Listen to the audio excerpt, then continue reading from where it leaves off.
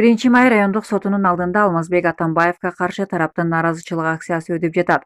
Бүгүн 8-июнда 1 may райондук сотунун алдында мурдагы президент Алмазбек Атамбаевка каршы тараптын нааразычылык акциясы өтүүдө. Баш аягы 15 адам Атамбаевдин жазага тартылышын талап кылууда. Кой Таш окуясы боюнча өтө турган соттук отурум жактоочулардын келбей калгандыгына байланыштуу 15-июнга жылдырылды. Булак Супер KG.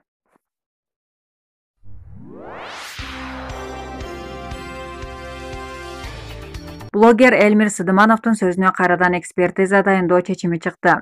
Бүгүн 8-июнда блогер Эльмир Сыдымановдун Бишкектин Октябрь райондук сотунда соттук иши уланды.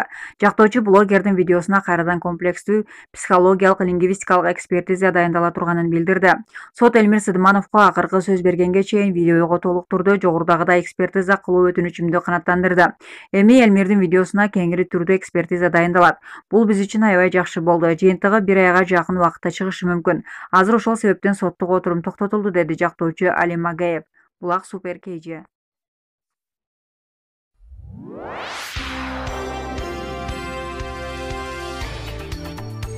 Балбак Төлөбаев. Бишкекте гуманитардык жардамды туура эмес тараткандарга карата текшерүүлөр жүргүзүлөт.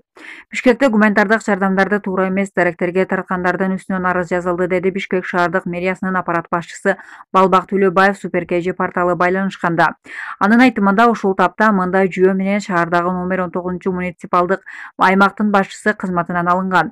Биз тараптан акимият тараптан эки жагдайда туура эмес иш жасаган деген шектер жаралды. Анын айрым аракеттеринен улам муктаж болгон үй-бүлөлөр эмес, мурда жардам алган үй-бүлөлөр жардам баштыктарын алып калышкан.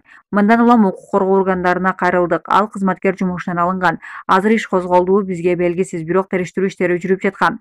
Ушундай эле шек жараткан дагы 2 кызматкер бар. Алар боюнча да арыз УКМКга берилген, деди Төлөбаев.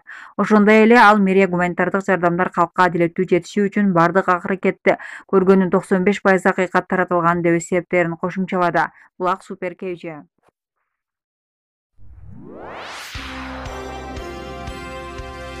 Кыргызстан фракциясынан дагы бир депутат мандатын тапшырат. Ал парламенттик шайлоого карата даярдык көрөт. Жогорку кеңештин Кыргызстан фракциясынан депутат Руслан Чойбеков мандатын тапшыруу үчүн борбордук шайлоо комиссиясына арызын тапшырды. Бул тууралуу Супер KG порталына аталган фракциянын лидери Алмазбек Батырбеков тастыктады. Анын айтымында Чойбеков шайлоого даярдык көрүү максатында мандатын тапшыруу чечимин кабыл алган. Чойбековдун ордуна Замир Эсенаманов деген талапкер келет. Руслан Чойбеков 2018-жылы Казакстанда кармалган Дамирбек Асылбек уулунун ордуна депутат болуп келген. Өткөн айда аталган фракциядан Алмазбек Эргешев жана Жаныбек Исаев депутаттык мандаттарын тапшырган. Булак Супер KG.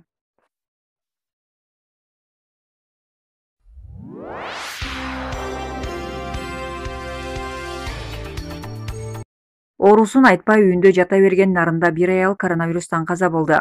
Абалы өтө оор болгондуктан бейтап 6-июнда Нарын облустук ооруканасынын чогуштуу оорулар бөлүмүнө жаткырылган.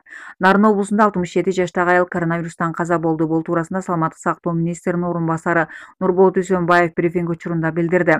Анын айтымында бейтап оорусун айтпай үйдө жатып алган тийиштүү кызматтарда 5-июнда чалганда мобилдик бригада барып ооруканага алып келишкен.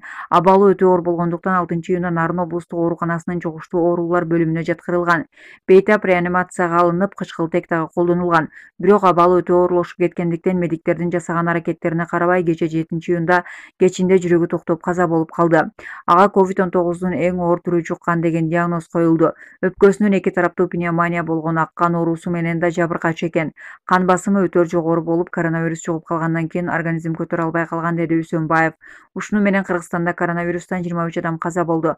Бүгүнкү статистикага ылайык ооруну жуктургандардын саны 2032-ге жетти. Анын ичинен 1445 бейтап айыгып чыкты. Булак Спутник KG.